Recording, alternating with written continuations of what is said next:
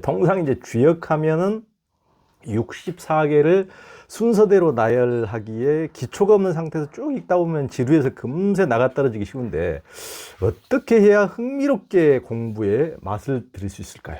그냥 제 나름대로 뭐 권고랄까? 뭐 이렇게 말씀을 드린다면 이거는 뭐 이렇게 논어맹자 같은 거랑 달라서 처음서부터 읽으면 나가 떨어져요. 못 읽습니다. 그래서 그리고 기초적인 좀 지식도 좀 필요하고요. 네. 그래서 일단은 좋은 그 쉬운 개론서를 먼저 이제 하나 정해서 읽으시기를 일단은 추천을 드리고요. 결혼서 주역의 눈. 그 다음에 좀 흥미롭게 공부할 수 있는 방법은 아까 말씀하신 바와 같이 주역점 배우는 거 저 좋다고 생각해요. 주역점 배우는 거 사실 어렵지 않습니다. 그렇죠. 예, 이제 해석이 좀 어렵고 정작 어려운 건 좋은 질문을 만드는 게 좋은 질문 만들기가 어렵고 해석이 어려운 거지. 주역점 치는 법 자체는 이제 그렇게는 이제 어려운 것은 아닙니다. 이제 그래서 그러니까 이제 그 아까 그 점치는 요령은 아까 그 말씀드린 바와 같이 그렇게 무사무위가 진실한 마음으로 이제 한다. 뭐 이제 이렇게 한다는 것이 되겠고, 그리고 이제 자기 뭐 주역점은 뭐 그 너그럽게 답을 하지요. 뭐 내가 이사를 갈까요 말까요 해도 하고 입시할 때 여길 넣으면 좋을까요 안 좋을까도 답을 하죠. 네, 답을 하지만 이제 더 좋은 것은 이제 그러니까 나의 뭐랄까요 인생의 성숙을 위한 것이라고 해야 할까? 이제 그런 목적으로 하는 것이 더 좋은 방법이라고 생각은 합니다. 그렇죠. 예, 이제 그래서 왜 이렇게 좋은 질문을 가지고 그 주역 괴를 뽑아서 아까 말씀처럼 이렇게 내가 물음을 물었는데 이게 구체적인 게 나오면 재밌잖아요. 이게 더 그렇죠. 눈에 확 꽂혀서 안 잊어버려. 그렇죠. 그렇게 해서 책을 읽으면요 안 잊어버립니다. 그렇죠. 예, 안 잊어버려요. 예. 이제 그래서 이게 그러면서 점을 이게 주역점은요 은유와 상징이라서 이렇게 그 궤효를 써 있는 걸 보면 그 궤효라는 거 텍스트라고 할게요. 주역의 텍스트를 보면 사실 읽어도 무슨 말인지 잘 모를 때가 많아요. 애매하게 써 있거든요. 그러면은 이게 무슨 말일까라는 거를 주석서도 찾아보고요. 옛날 사람들은 이거를 뭐라고 이런 괴를 내가 나온 점괘를 뭐라고 설명을 했지라는 것도 이렇게 찾아보다 보면은 좋은 생각들이 거기 있습니다. 그렇게 공부를 하는 거예요. 이런 경우를 옛날 사람들은 여기다 이런 해석들을 했구나. 그리고서는 또 가다 보면은 마음속에 담고 며칠 지나다 보면 그 사이에 또 좋은 생각들이 납니다. 이제 그렇게 공부를 하면은 주역을 조금 더 흥미있게 이제 그렇게 읽을 수 있을 것 같아요. 뭐 그렇게 해서 나중에 뭐 더 깊은 책도 읽고 이러면 순차적으로 갈 수 있겠죠? 그러니까요.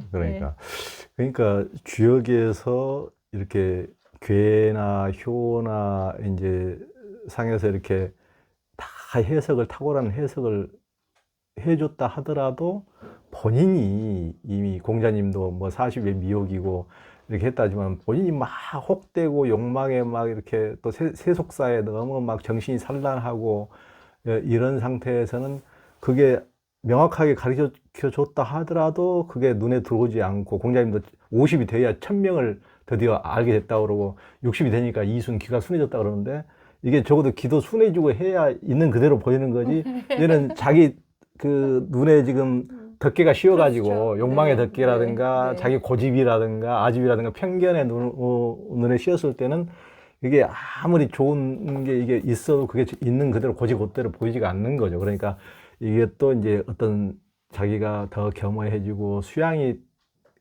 되면 될수록 더 선명하게 이것이 이제 잘 보이겠죠. 네. 그런 식으로. 한국 주역대전 얘기를 잠깐 해야겠네요. 그러니까 아까 제가 한국 주역대전 그 편찬 팀장 했다고 말씀하셨는데, 한국 주역대전이 뭐냐 하면은 우리나라는 조선시대의 그 주자, 주희하고 이제 정희천, 그러니까 정희, 그러니까 이제 쓴 그 주자 해석서를 가장 많이 그것이 이제 그냥 교재로 공부를 했죠. 근데 이제 저희가 했던 작업 안에는 뭐가 있냐면은 그분들하고 중국 학자들이 한 주석만 아니라 그 주역 전체에 대해서 한국학자들이 그 괴와 효에 대해서 설명을 한 것들, 풀이를 한 것들을 쭉 한 50편 정도를 쭉 모아가지고 같이 편집을 해서 번역을 다 해놓은 거예요. 근데 그것이 인터넷에 올라가 있습니다. 그래서 예, 포탈에서 한국주역대전 아마 이렇게 치시면 그게 이제 한국학중앙연구원 그 성과 포탈 이라는 데서 거기에 들어가 있어요. 즉, 예, 그래서 그러면은 그것이 아까 지금 그러니까 내가 이제 어떤 전문궤를 얻었는데 그것이 애매해서 옛날 사람들이 뭐라고 했는가를 찾아볼 때 아주 좋아요. 그러면 굉장히 좋은 정보네. 예, 예. 그 한국 사람들이 또 중국 사람들이지만 한국 사람들이 해놓은 건 좀 가깝잖아요, 우리한테. 그래서 쭉 이렇게 보면은 아, 이게 이런 뜻으로 우리가 이해를 할 수 있구나라는 거를 이해하는데 많이 도움이 됩니다. 그 누구나 쓸 수 있고 누구나 쓰시라고 한 작업이니까 많이 쓰십시오. 그러니까 거기에 이제 어떤 괴 어떤 효가 나왔을 때 이것을 그러면 다산 정약용은 어떤 식으로 해석했고 무슨 이원군은 어떤 식으로 했고 이게 다 나온다는 거죠, 예를 들면. 근데 해필이면은 다산하고 이원군 안 들어있는 안 들어있어요. 예를 들면 누가 들어있는 거예요? 그러니까 성호 이익 선생. 네, 그분이 있고, 뭐 권근, 이런 분들이 이제 있고요. 우리가 이제 알만한 이름들은, 예, 이제 그런 분들이 있고, 우리나라 사람들 그러니까 박제가 이런 분들 것도 있습니다. 근데 왜 다산권? 다산권은 왜 그러냐면은 우리가 그거를 할 당시에, 이제 다산의 주역사전은 8권으로 번역본이 나와 있어서 판매가 되고 있었어요. 이제 그래서 좀 중복되는 감도 있고, 이제 그래서 그거는 이제 별도로 있으니까, 이제 그런 충돌을 피하기 위해서. 해필 다산을 말씀하시네요. 그러셨군요. 네. 예, 알겠습니다. 그렇지 않아도, 저하고도 잘 아셨던 기세춘 선생님도 그 다산 주역대전을 네. 주역사전. 마지막 네네. 작업으로 그걸 하셨거든요. 우리가 이제 체질을 감별해가지고 이제 태양인이다, 태음인이다, 소양인이다, 소음인이다 이런 그 4가지 체질을 구별하는 것은 주역의 음양 원리에 따른 것인데요. 이 4체질 이는 어떤 의미를 담고 있습니까? 제가 체질에 대해서는 별로 드릴 말씀은 없고 사상에 대해서 사상. 예, 사상에 대해서 이제 말씀을 드릴게요. 그러니까 사상이라는 것은 이제 태양, 태음, 소양, 소음 이거를 사상이라고 이제 얘기를 하잖아요. 근데 우리가 그 사상을 제일 많이 들어본 게 이재만 선생의 이제 사상의학이라는 거에서 제일 많이 들어서 이제 그렇게 이제 얘기를 하죠. 근데 아마 거기에서 우리가 그 소양 소음이라고 그러면 아마 들으시는 분들은 아마도 이게 작을 소자라고 생각하는 분들 많을걸요? 그러니까. 그러니까 대부분 저도 그렇게 많이 생각했는데 이게 이 책 보고 깜짝 놀랐어요. 오, 그렇구나. 그게 아니라 작을 소자가 아니라 젊을 소자예요. 젊을 소자. 예, 그러니까 청소년이라고 할 때 그 청소자는 작을 소자가 아니라 젊을 소자거든요. 크고 작다 할 땐 대소지만은 늙고 어리다 할 때 노소가 없다 할 때 노소가 없다 할 때 그 소자입니다. 노소가 할 때 노소라고 할 때는 노는 늙은 거고 그 소는 젊을 소자거든요. 그러니까 작을 소자에다 이렇게 하나 삐쳐서 쓰는 이제 이제 젊을 소자죠. 그래서 이것은 이제 태극기 같은 것도 이제 그렇게 얘기를 이제 할 수가 있는데 말하자면 이제 이게 왜 젊고 그러니까 태양이라는 거는요 노양이라고도 합니다.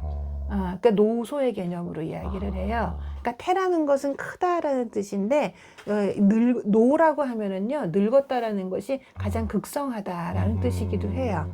네. 요즘은 노인이라고 그러면은 뭐 조금 부정적인 이미지가 좀 있는지 모르지만 옛날엔 노인이 되게 어른이고 되게 중요한 의미잖아요.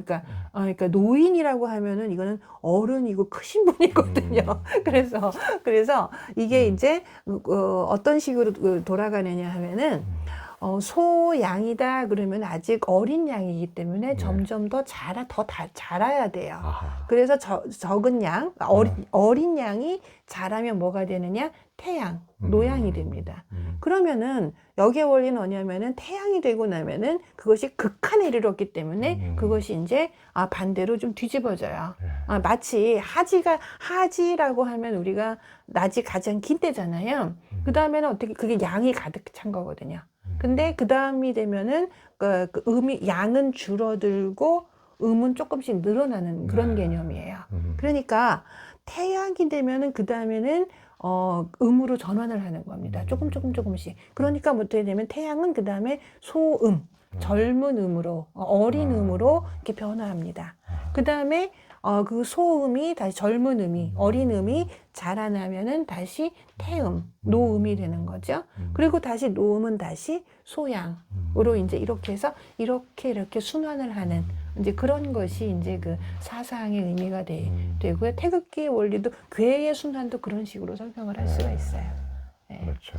그러니까 우리가 소음, 소양, 태음, 태양 네. 이렇게 하는데 태는 이제 우리가 뭐 크다는 의미도 있지만은 늙는다. 네. 이제 그리고 소는 이제 작다는 의미도 있지만 사상에서는 젊다, 어리다 같은 이 의미가 있다는 거. 태와 노는 극한에 이르렀다는 뜻이에요. 그러니까요. 그러니까 보름달이 다시 금음달 되고 예. 금음달이 다시 자라서 뭐 예. 보름달 되고 이런 순환을 예. 이야기하는 게 이 사상이라고 할 수 있겠죠. 예.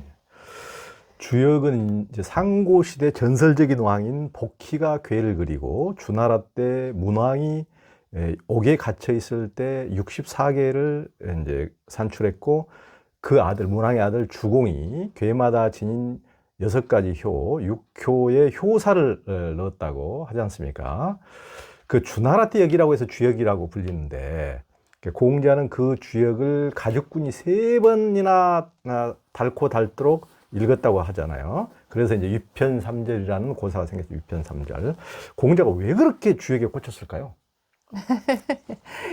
일단 주역에 대해서요.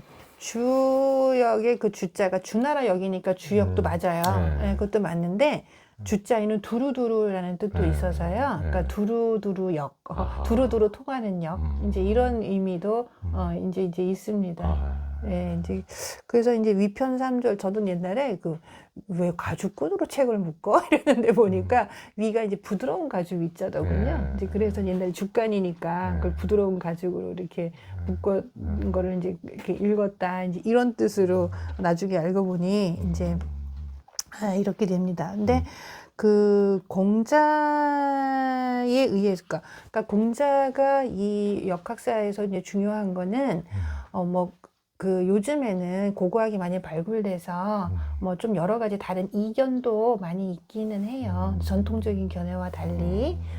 그러나 전통적인 역학사에서는 뭐라고 이제 이야기를 하느냐 하면은 주역이 이렇게 점서에서 사상서, 철학서로 전환이 된 것은 공자에 의해서이다라고 이야기를 합니다.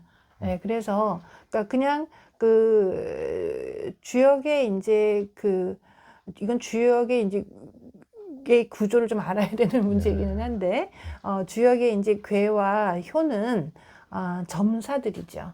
그래서 신탁을 받아서 그러니까 좀 되게 명령조고 좀 그 말이 좀 셉니다. 그리고 애매하고요. 근데 그것에 대해서 이제 인문적인 가치를 이제 부여해 준 게 이제 공자여서 우리가 이제 점을 쳤을 때 점의 의미를 좀 더 이렇게 그야말로 인문학적으로 깊이 있게 해석을 해서 우리의 삶에 적용할 수 있게 되는 거는 공자의 그 해설서가 있기 때문에 그렇다라고 이야기를 할 수가 있을 것 같습니다. 주역에 이제 음양오행이 있어서 모든 게 음과 양, 유와 무, 선과 왁, 선과 악, 또 미, 추, 아름다움과 추함 등 서로 이제 대비되는 것들로 나열돼 있어서 그 유가의 책, 유교적인 책이 아닌 노장자와 같은 도가의 책을 오해받기도 하는데요. 주역은 도가와는 어떤 관련이 없습니까? 관계가 있죠. 네. 근데 저도 가끔 그런 질문을 받아요. 학생들이 혼동되나 봐요. 그래서, 근데 주역은 유가의 책이에요? 노가의 책이에요? 이제, 이렇게 이제 묻기는 하는데요. 공식적으로는 소속은 유가입니다. 그렇게 공식적으로 판정은 그렇게 이제 되어 있고, 게다가 유가의 13경에 가장 으뜸가는 경전으로 이렇게 대접을 받는 게 이제 주역이니까요. 그러니까 그렇기는 한데, 그러면은 왜 이제 그 도가역이 아니냐, 도가의 것이 아니냐라고 얘기를 하냐 하면은 뭐 지금 말씀하신 바와 같이 그 노자와 도덕경, 도덕경 같은 책을 보면은 음양론을 이해하지 않고서는 이해할 수가 없거든요. 그러니 그야말로 지금 뭐 아름다움과 추함, 이제 선과 악, 유와 뭐 이런 것들은 다 상대적이라는 거에 그래서 이제 이야기를 늘 하고 있는 게 이제 그 노자니까요. 네, 그러니까 음양론으로 충만해 있는 게 도덕경이 맞아요. 네, 근데 도덕경이 음양론을 활용하는 방식과 유가에서 음양론을 활용하는 방식은 확연히 다릅니다. 그러니까 도가에서는 이런 음양의 상대성을 통해서 어떤 우리의 편파적인 의식, 고정된 의식 이런 거를 비판을 하는 거예요. 그러니까 뭐 사람들이 아름다운 것은 아름다운 건 줄로만 알지만 사실은 그건 추한 것이다. 이상한 말인데 그건 이제 무슨 말이냐면은 사람들은 고정관념에 갇혀 있다는 얘기거든요. 그렇죠. 예, 그러니까 사람들은 규격화된 우리가 세상이 정해놓은 그런 아름다움을 딱 정해놓고 그것만을 아름다운 거라고 생각하지 그 밖의 것은 생각하지 못하는 그런 편파적인 의식, 제한된 의식을 갖고 있다라는 거를 깨부시기 위해서 그런 걸 비판하기 위해서 그런 비판 철학적인 관점에서 이제 그런 음양론을 활용을 해서 사람들에게 자유를 주려고 하는 거죠. 네. 그런데 그건 어질인에 대해서도 마찬가지예요. 그러니까 노자에서는요, 천지는 불이네, 천지는 어질지 않으니, 그러니까 성인도 어질지 않다. 이런 식으로 얘기를 한단 말입니다. 근데 유학은 어질인 빼면 시체잖아요. 시체인데 노자는 그렇게 얘기를 하는 거예요. 근데 노자가 말한 천지는 어질지 아니하다라는 얘기는 뭐냐면은 천지는 편애하는 게 없다는 뜻이거든요. 예, 편애하는 게 없다. 이런 뜻으로 얘기를 하는 건데 유학은 전혀 다르죠. 유학은 음양론을 가지고 뭘 얘기하냐면 어질인을 말하는 게 유학의 음양론이에요. 주역에서도 아까 제가 계속 말씀드리는 바와 같이 음과 양이라는 밤과 낮이라는 상대적인 것이 작용을 통해서 이 생명이 계속 변화하고 음양의 균형 속에서 생명이 유지되어 갈 수 있는 거니까 그 음양의 상반성이 아니고서는 우리가 생명을 유지할 수 없고 이런 생명이 탄생할 수도 없고 그렇게 생명을 계속 생생해 나가는 것이 그것이 이제 선이고 또 어질인이다. 그런 것이 생명을 살리는 것이다. 라고 얘기를 한단 말입니다. 그러니까 음양의 변화를 생명을 살리는 작용. 그것이 어질인, 생명을 살리는 마음이야. 라고 얘기하는 게 유학이에요. 주역이에요. 그러니까 두 가지는, 그러니까 그 음양론이라는 거를 도가와 유가는 공유하지만 그 활용 방식에 있어서는 굉장히 다르다라고는 얘기할 수 있어요. 그리고 그 도교에서도 보면은 도교의 이제 양생론이나 이제 무슨 뭐 용호 비결이니 무슨 주역 참동계니 이런 데 보면은요. 거기는 주역의 괴를 가지고 그 이제 그 신선 수련이나 이제 이런 내단 수련이나 이런 거를 하는데 다 응용을 해서 많이 나옵니다. 그러니까 주역의 이제 괴와 또 주역의 어떤 구절들도 뭐 그렇게 아주 굉장히 은유와 상징으로다가 이 신선 수련하는데 갖다가 그렇게 해석을 달리하는 거예요. 이제 그런 의미에서는 도가와 그런 의미에서 주역은 또 유가와 도가의 공통 경전이라고도 할 수가 있죠. 네. 그런 의미에서는. 네. 그러니까 이게 주역의 어떤 음양의 원리는 어떤 주역이 뭐 주창한 어떤 사상이라기보다는 자연 현상의 네네네. 진실이기 때문에 그렇죠. 네. 누구나 갖다 쓸 맞습니다. 수 있는 네네. 어떤 특정 사상만 갖다 쓸 수 있는 것이 아니고 자연의 이치, 자연의 진실이기 때문에 이를테면은 그 아름다움 속에서 그 아름다움만 있는 것이 아니고 추함이 있다는 것은 이제 불교에서도 부정관이라고 너무 막 혼자 독신 수행자들이 비구들이 그걸 뭐 여자를 잊지 못하고 또 음욕에 빠지고 그 아름다운 여자를 보면 또 잠을 못 이루고 이제 수행의 정신을 잃어버리니까 부정관을 하도록 이런 그 안을 보면은 그 아름답다고 하지만 그 안에는 피고름이 있고 똥이 있고 오줌이 있고 그 안에는 그런 것을 여실직연 실은 봐라. 그런 아름답다고 하지만 그 안에는 아름답지 못한 것이 있는 거다. 그것에만 겉모습에만 현혹되지 않도록 그런 식으로 그러니까 음양 양쪽에 다 측면을 이제 보도록 이렇게 한 것이겠죠. 자연의 이치가 그러니까. 마음을 쉬는 휴심정에 오신 당신을 환영합니다.